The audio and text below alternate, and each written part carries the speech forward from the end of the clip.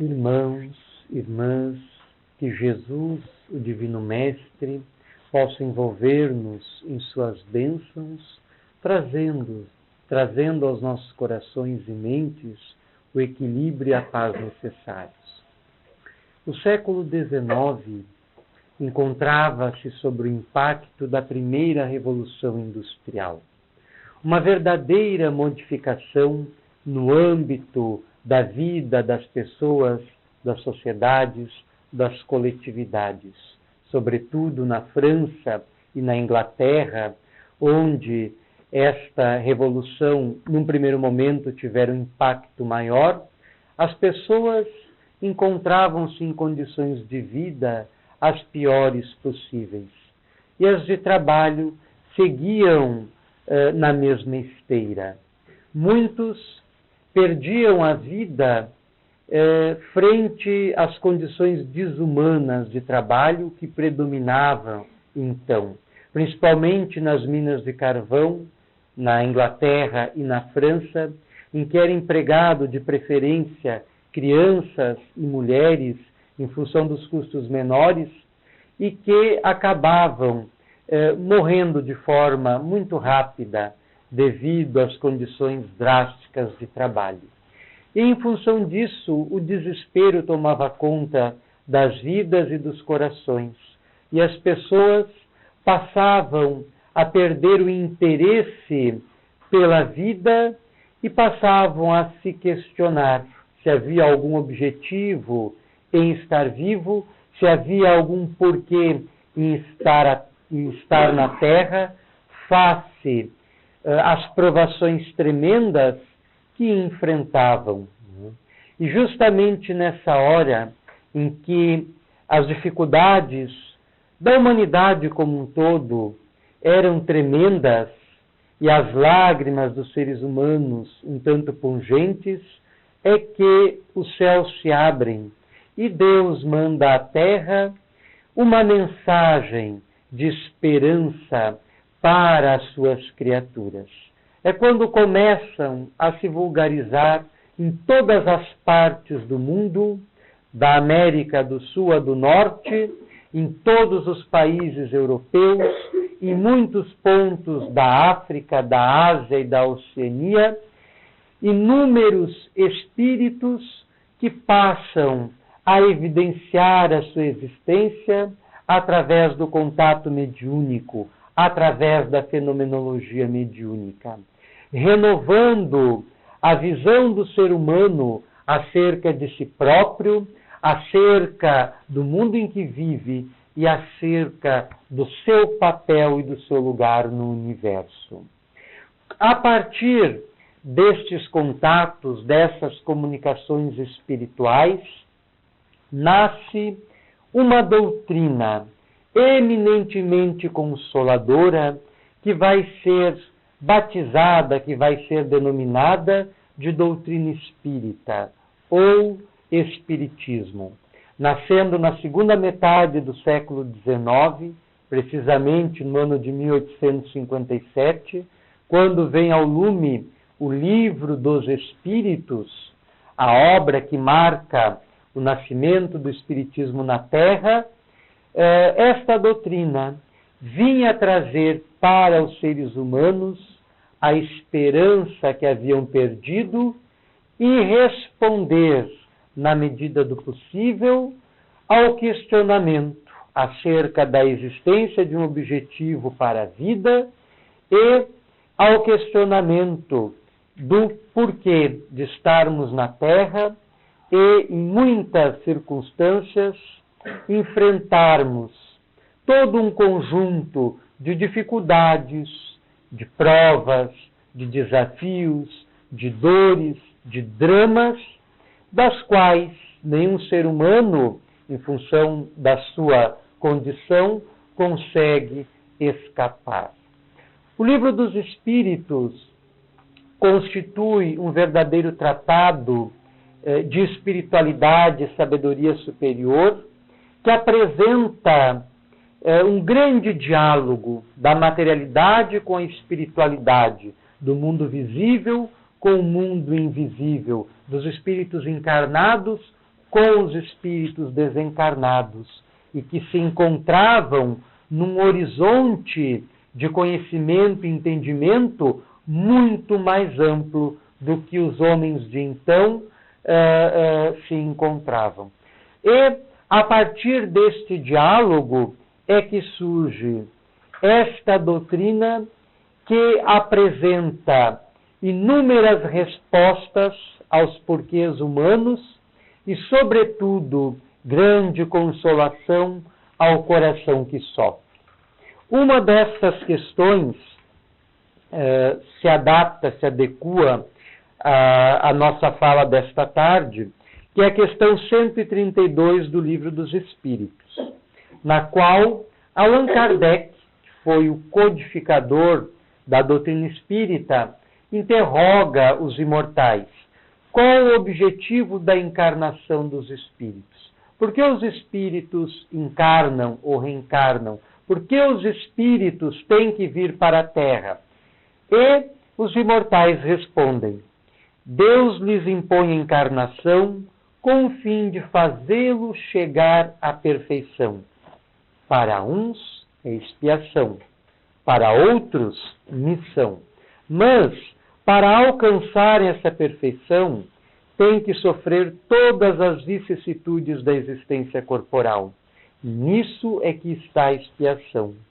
Visa ainda outro fim a encarnação, o de pôr o espírito em condições de suportar a parte que lhe toca na obra da criação. Para executá-la, é que em cada mundo toma o espírito um instrumento de harmonia com a matéria essencial desse mundo, a fim de aí cumprir, daquele ponto de vista, as ordens de Deus. É assim que, concorrendo para a obra geral, ele próprio se adianta. Esta questão específica do Livro dos Espíritos dá margem a longas reflexões. A primeira delas é que nos esclarece acerca da nossa condição de espíritos imortais e criaturas. E nesta condição, oriundas, feitas, criadas por um Criador.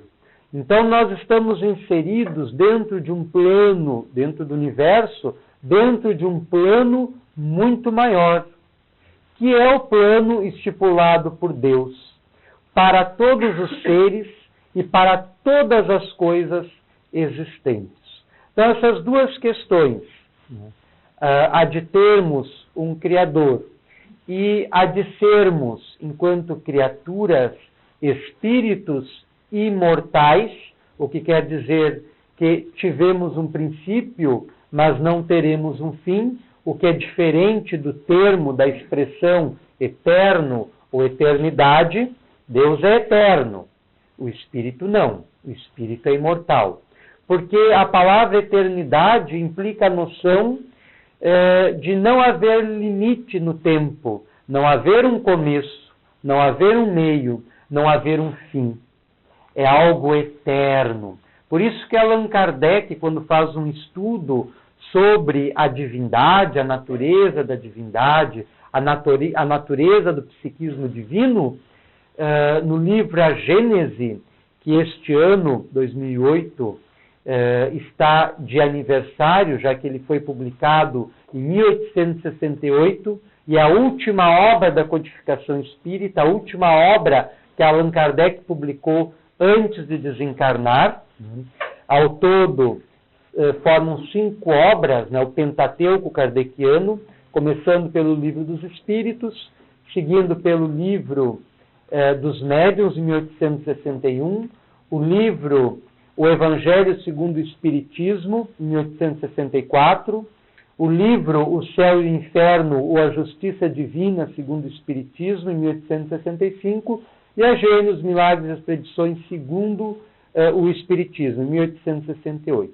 Então, quando Allan Kardec faz uma análise da natureza do psiquismo divino em A Gênese, ele escreve que para Deus o passado e o futuro são o presente, porque Deus é eterno. E a categoria de tempo dentro da qual estamos insertos, estamos colocados, não é a mesma na qual a divindade atua. Então, a divindade encontra-se no âmbito da eternidade, no âmbito do absoluto, no âmbito do ilimitado. Nós, enquanto criaturas suas, estamos no âmbito do limitado, no âmbito da imortalidade, no âmbito de um grande número de limitações que dificultam a nossa compreensão, o nosso entendimento sobre as questões da vida. Então, obrigado.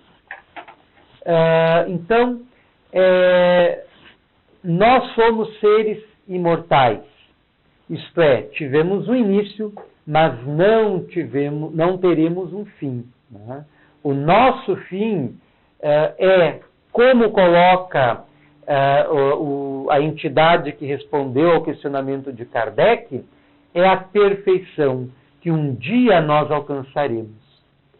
Então, o nosso começo, que se perde na noite dos tempos, é um começo no âmbito da simplicidade, da ignorância, e o nosso fim, a nossa destinação, o término da nossa jornada evolutiva, da nossa caminhada espiritual, é a perfeição relativa que nos é factível, que nos é possível um dia alcançar.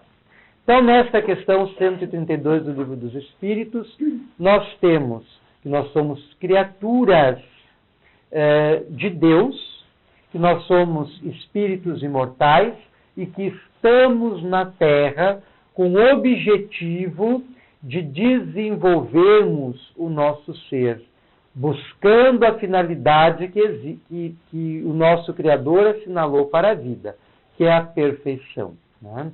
Qual é a finalidade da semente, se não é desenvolver-se, completar o seu ciclo de desenvolvimento e transformar-se numa planta, numa flor, num fruto. Então, a semente existe para isso. Nós, enquanto espíritos imortais, existimos para desenvolver as perfeições da nossa alma, do nosso espírito, para desenvolver as faculdades do nosso ser. Né? E são faculdades que nós não conhecemos muito bem, né? Que nós não compreendemos muito bem, e que nós, muitas vezes, só tocamos de relance, apenas vislumbramos.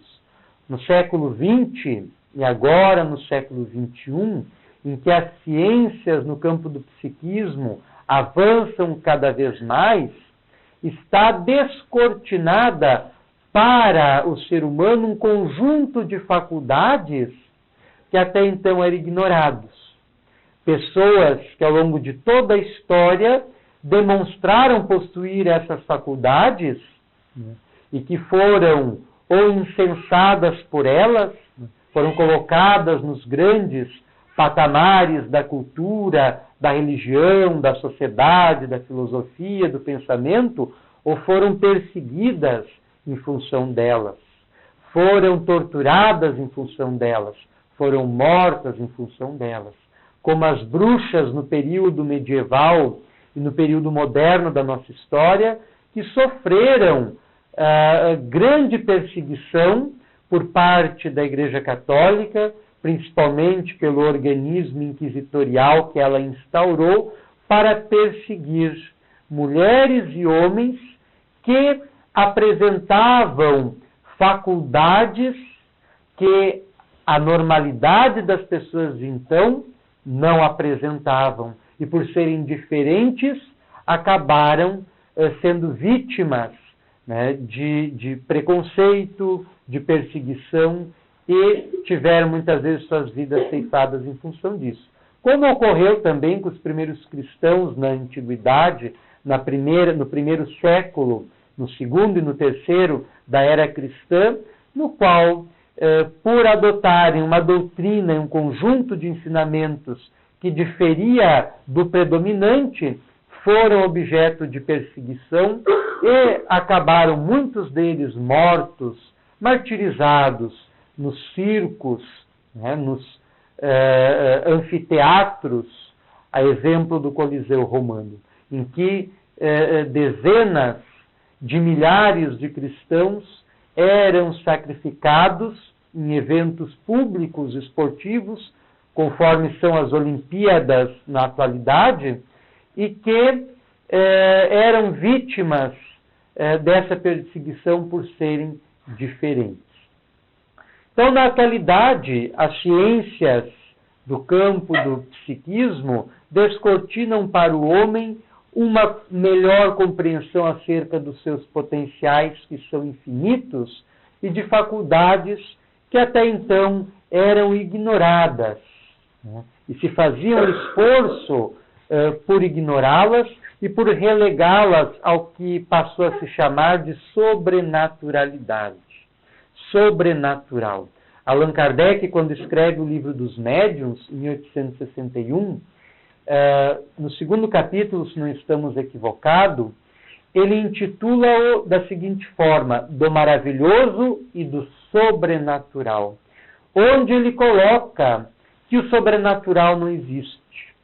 Etimologicamente, sobrenatural seria algo que está sobre a natureza, que está além da natureza, que está acima da natureza.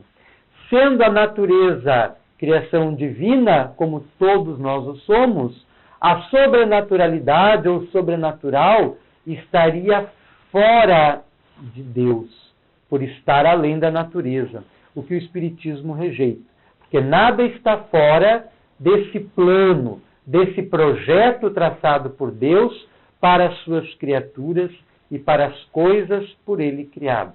Lembrando que existe uma ligação em tudo que existe no universo, uma ligação que nós ainda desconhecemos, que nós ainda ignoramos, mas que os físicos quânticos passam a explorar no âmbito das subpartículas que sustentam a nossa realidade material, e que é uma realidade fragmentada, transitória, passageira. E eles encontram, então, no âmbito das subpartículas, correntes de força, correntes de energia que perpassam tudo que é visível, sentido, experimentado pelos nossos sentidos, e é responsável pela manutenção de toda a realidade que nós percebemos e que nós não percebemos, e que conecta e interconecta o cosmos todo. E esse cosmos todo está submetido ao projeto de Deus, às suas leis, que a tudo controla, que a tudo vige, que a tudo direciona. E nós estamos dentro, né, desse projeto, dentro desse planejamento divino. Tá? E as ciências psíquicas, então, nos revelam faculdades que até então eram ignoradas, e repetimos, se faziam questão de ignorar. Principalmente a ciência metapsíquica, fundada pelo médico, prêmio Nobel Charles Richer, pelos seus trabalhos no campo da fisiologia humana, e também a partir da parapsicologia, ciência que ganha impulso com o professor norte-americano Joseph Banks Hine, da Universidade de Duke.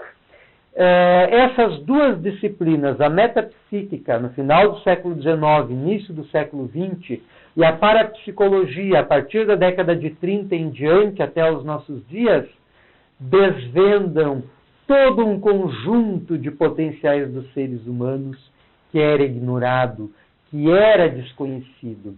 E até hoje, não obstante estas duas ciências terem confirmado a existência das chamadas funções psi, as faculdades que no século XIX, dentro do Espiritismo, se chamariam de faculdades anímicas da própria alma, todos nós possuímos, como a da leitura de pensamentos, a da telepatia, a divisão à distância, a de sentir algo antes que aconteça, a pré-cognição, a retrocognição e por aí vai. Poderíamos multiplicar ao infinito o número de faculdades identificadas, pesquisadas, estudadas, analisadas por essas duas disciplinas do conhecimento humano do século XIX e XX, a metapsíquica e a parapsicologia, as duas fora do âmbito do espiritismo, mas que vêm confirmar as suas teses,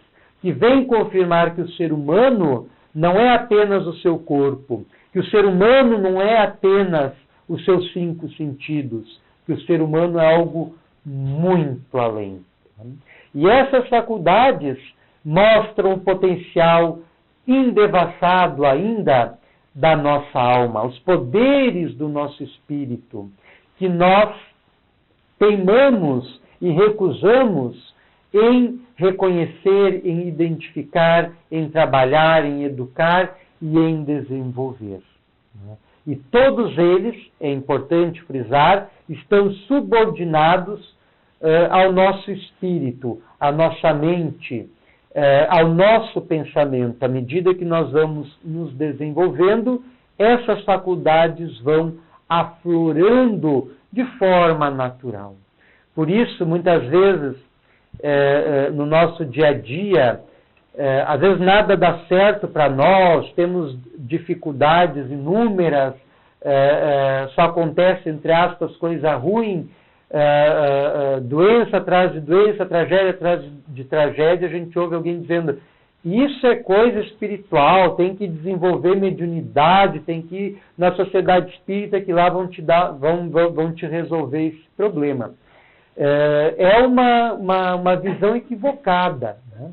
Porque nós não podemos atrelar essas dificuldades que nós enfrentamos à nossa condição espiritual. Elas fazem parte do nosso processo de desenvolvimento, mas não querem dizer que se nós não educarmos as nossas forças mediúnicas, as forças do nosso psiquismo, as forças da nossa mente, nós não vamos nos libertar das dificuldades, dos problemas, das doenças, das enfermidades, dos inúmeros dramas que nós vivenciamos diariamente. Porque esta faz parte da nossa condição, repetimos, de seres humanos. E não há ser humano que esteja na face da Terra isento de problemas, dificuldades, sofrimentos, dores, dramas.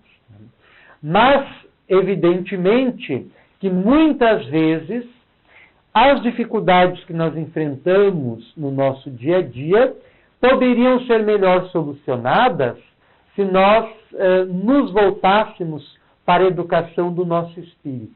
E nós não temos que desenvolver a mediunidade, nós não temos que desenvolver os poderes da nossa mente.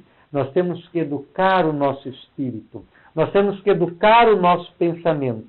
Que a partir do momento que nós educarmos o nosso espírito, a nossa mente, o nosso pensamento, essas faculdades vão se desenvolver de forma harmônica, diferente do que eu concentrar o objetivo da minha vida no desenvolvimento de uma faculdade mediúnica específica. Eu quero porque quero incorporar, eu quero porque quero receber uma psicografia, eu quero porque quero ver os espíritos, sem saber se nós estamos preparados para isso. O Espírito André Luiz nos esclarece que contíguo à nossa realidade material, que nos é perceptível, existe uma zona inferior, eminentemente inferior, que ele denominou de umbral. Umbral. E essa região está diretamente ligada às irradiações das mentes humanas encarnadas. Os médiuns que são dotados da faculdade da vidência ou da clarividência, quando consegue devassar as regiões invisíveis, na maioria das vezes, em função da sua própria realidade consciencial, divisa essa região que está em torno da Terra. Divisa essa região inferior, a região umbralina. E os espíritos que vê, na maioria, são espíritos que estão presos, né, ao ódio, que estão presos às sombras que produziram para si próprios, que estão presos à dor, que estão presos ao sofrimento, à angústia, que estão presos ao quadro das suas inferioridades e negatividades. Então, essa mediunidade que muitas vezes nós aspiramos e queremos, eu quero ver, eu quero enxergar os benfeitores espirituais, eu quero ver os espíritos de luz. Só que nós não nos damos conta que ao alimentar esse desejo, que de certa forma é até mesmo saudável, não há por que não tê-lo, ele só não pode ser o objetivo central. Nosso objetivo central deve ser a educação interior, a educação do nosso ser, a educação da nossa alma, com o qual essas faculdades vão se desdobrando naturalmente. Agora, quando, apenas para citar este exemplo, eu me concentro no desenvolvimento dessa faculdade específica, eu não me dou conta que eu não vou ver apenas espíritos iluminados. É o que eu menos vou enxergar. Se eu abro as portas da minha percepção psíquica, eu vou enxergar o que está ao meu entorno. E o que está em meu entorno, muitas vezes, é negativo, muitas vezes é mau, é sombrio, é doloroso, né? E eu posso ser afetado negativamente por uma faculdade cujo desenvolvimento eu forcei sem estar preparado para ela. E o que é esse estar preparado? É estar com o meu mundo interior devidamente educado e estruturado para conviver com essa realidade multidimensional que me cerca e na qual eu vou passar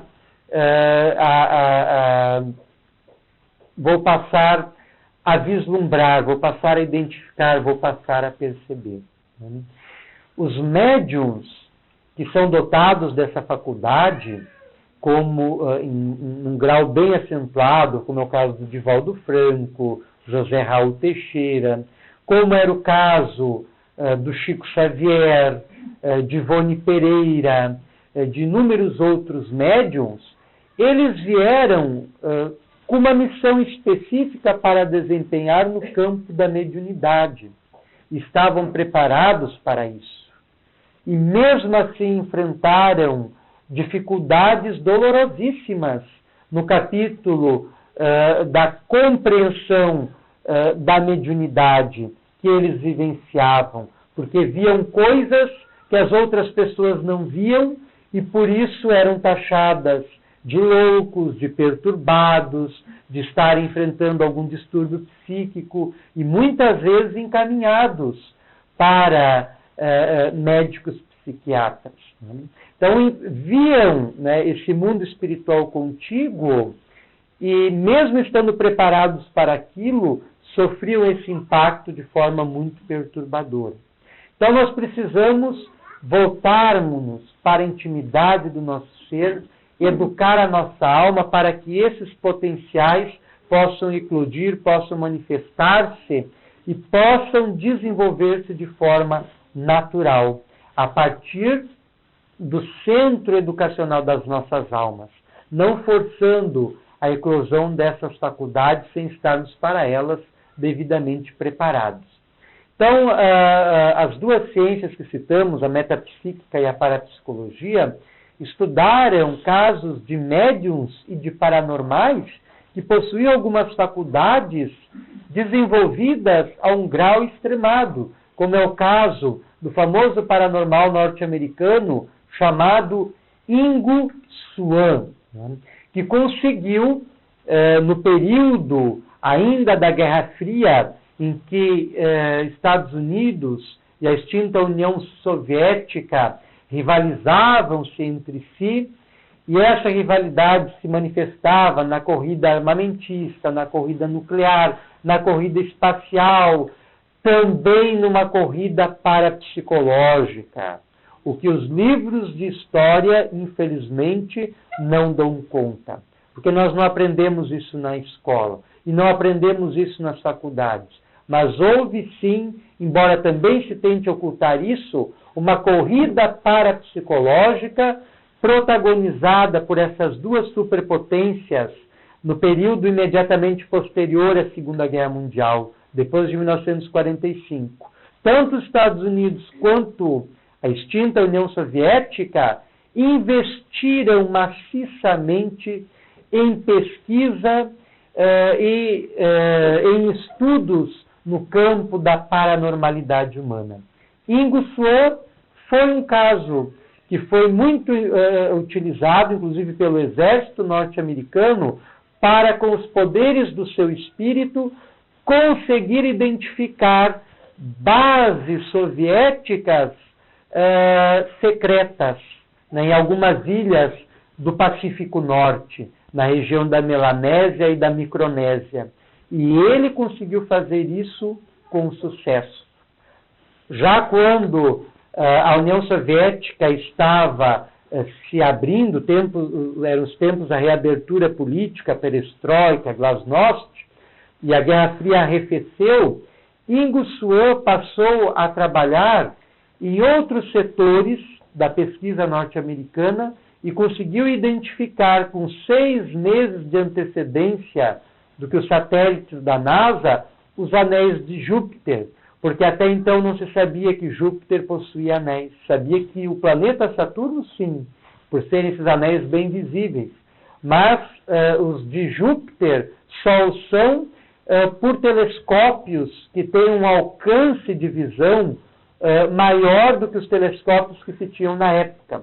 E Ingo Swann, com 6 meses de antecedência, descobriu, através dos poderes de visão à distância que ele possuía, identificar estes anéis com 6 meses de antecedência do que os satélites da NASA conseguiram descobrir através das fotografias que fizeram.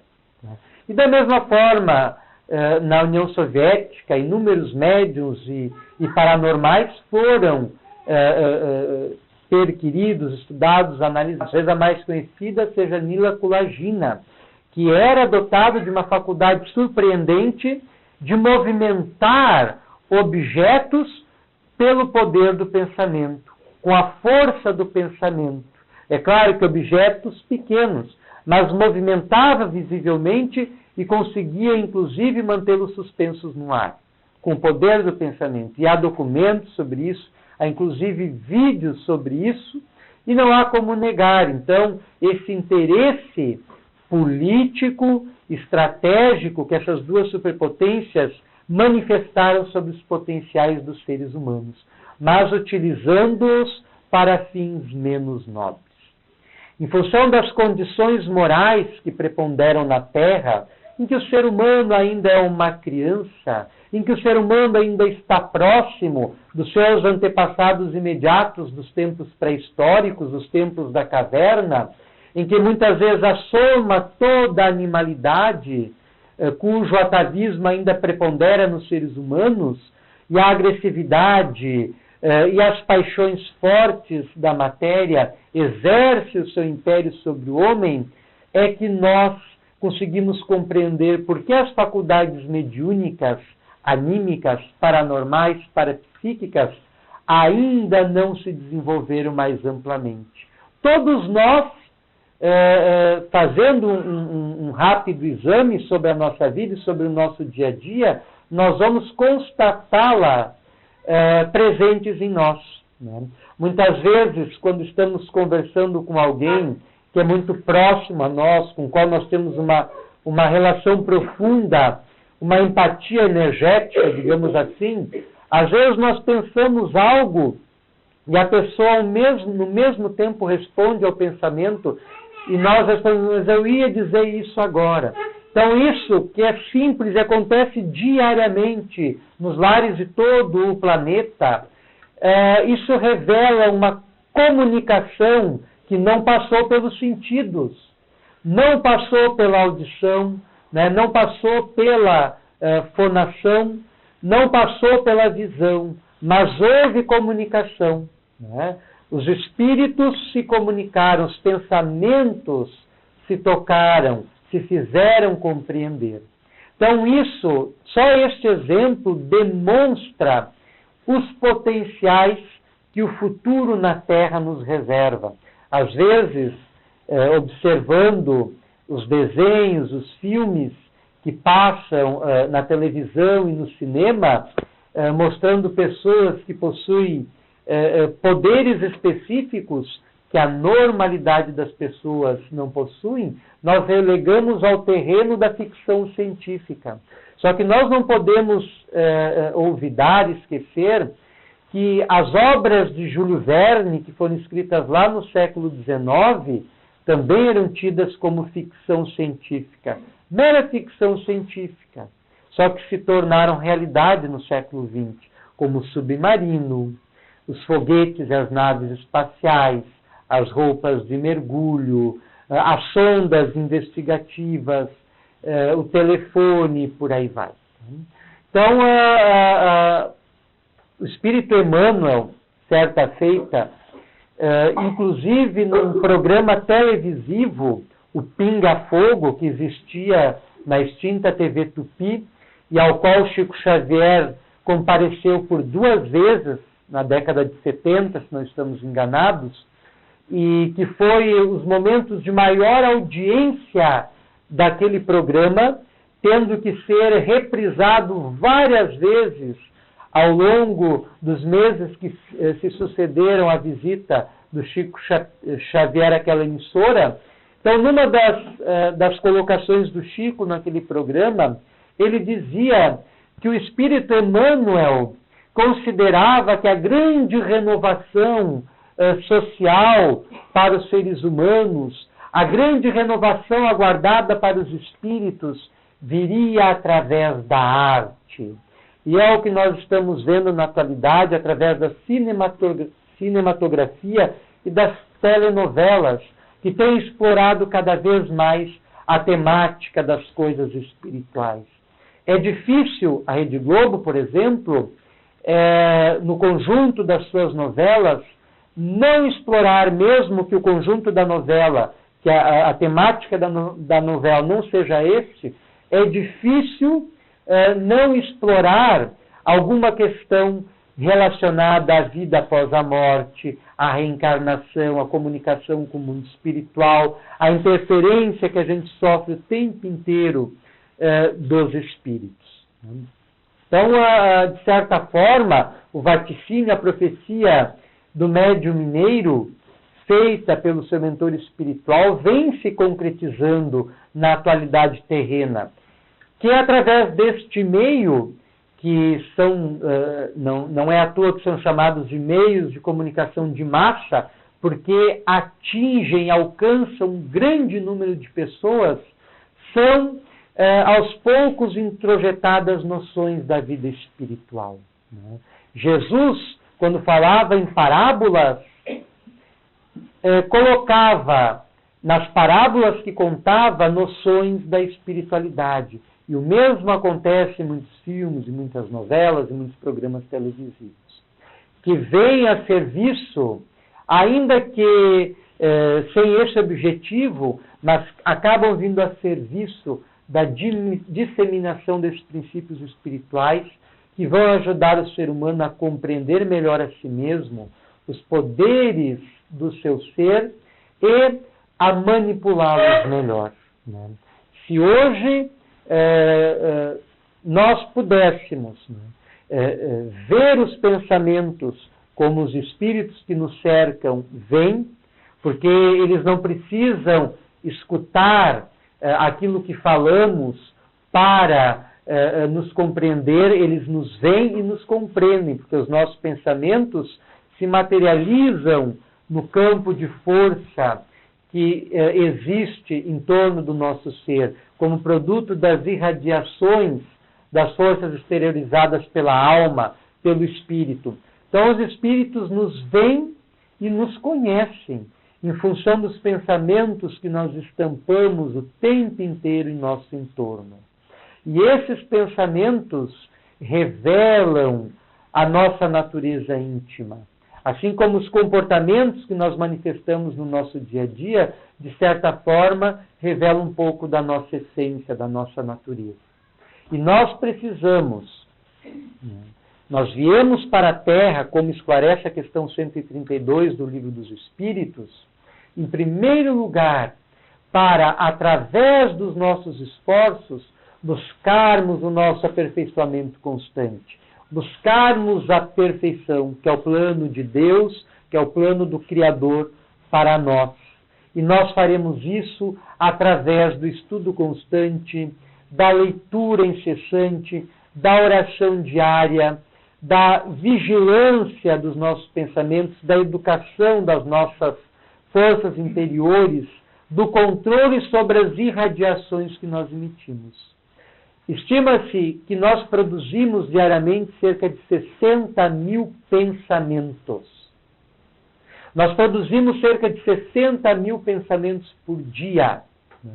Isso é algo até difícil da gente contabilizar. O que mostra o que André Luiz fala, que a nossa mente é dotada da faculdade do pensamento contínuo, diferente dos animais, cujo pensamento é fragmentário.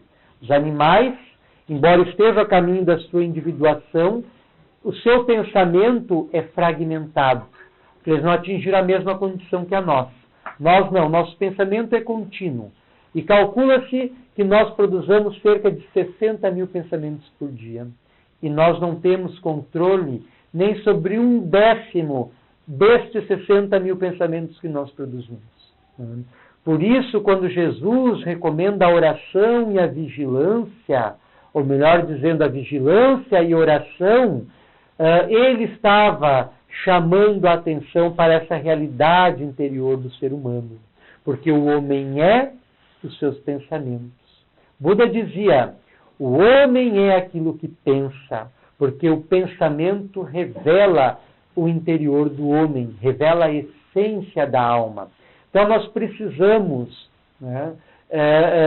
voltarmos para a nossa educação íntima. E por isso dizemos mais uma vez que se nós conseguíssemos enxergar os pensamentos que as pessoas produzem continuamente, nosso desespero seria muito maior. E a vida seria muito mais difícil do que já é. Porque o ser humano ainda não tem controle sobre as suas faculdades irradiantes, não tem controle sobre o seu pensamento. E a harmonia estaria cada vez mais distanciada. Assim, não vendo o pensamento um do outro, nós já desencadeamos no nosso dia a dia inúmeras brigas, conflitos e porquês e dissensões. Imagina vendo. Então, é o nosso convite, com a fala da tarde de hoje, de voltarmos para o nosso mundo interior, que a gente desconhece, para a educação das forças espirituais que nos dizem respeito, a fim de permitindo lentamente, por um processo natural, o amadurecimento, a manifestação, a eclosão das faculdades anímicas, psíquicas, paranormais e mediúnicas no contexto do nosso dia a dia. Gostaríamos de encerrar citando rapidamente a entrevista que certamente a maioria aqui viu, assistiu, do médium baiano Divaldo Pereira Franco ao Jornal do Almoço, da RBS, quando a jornalista e apresentadora Rosane Marchetti perguntou para ele, num tom de ceticismo, como era possível, para as pessoas comuns entrar em contato com o mundo dos espíritos. E a resposta dele foi eminentemente pertinente, porque ele colocou que era muito simples, bastava entrar num estado de quietude, entregar-se à oração e nas ondas da oração abrir o campo do psiquismo para contactar com os entes queridos que nos antecederam na grande viagem. E nós sabemos disso. Quantas vezes, quando oramos, não vem a nossa imagem, não vem a nossa lembrança, sem nós a produzirmos, sem nós a buscarmos, a figura de um ente querido nosso que já partiu. Aquela lembrança naquele momento não é o acaso, é reflexo da presença espiritual que está em nosso entorno e que, se nós nos aquietarmos ainda mais, nós ouviremos a sua fala. Não como nós ouvimos a fala de alguém que nos chega aos ouvidos, mas na forma de figuração, na forma de imagens, na forma de lembranças evocativas, que vão evidenciar desta forma aquela presença espiritual em nosso entorno. Então nós caminhamos para tempos novos. O futuro do homem é promissor, no qual vão se verificar o desenvolvimento de todos os potenciais da sua mente, do seu espírito, do seu eu. E faculdades novas vão nascer, vão surgir e vão ser convenientemente educadas a serviço do engrandecimento espiritual do ser. Que possamos colaborar desde já, porque nós faremos parte do porvir da humanidade. Nós faremos parte do futuro da Terra, porque aqui certamente retornaremos em outras experiências educativas, laborativas, nas quais estaremos melhores, se nos empenharmos nisso, educando os valores da nossa alma e buscando engrandecer a nossa mente, colocando-a a serviço do bem, a serviço da iluminação, a serviço do esclarecimento. Agradecemos a generosa atenção de todos e rogamos a Jesus, o nosso Mestre querido, que mantenha-nos em suas bênçãos e favoreça o clima da harmonia interior que todos nós buscamos, bem como a serenidade para lidarmos com segurança com os problemas que nos apoquentam, que nos perturbam, conseguindo encontrar dentro de nós e do apoio que recebemos da espiritualidade os recursos que precisamos para vencer qualquer dificuldade, qualquer obstáculo do caminho por onde seguimos. Que Jesus nos abençoe.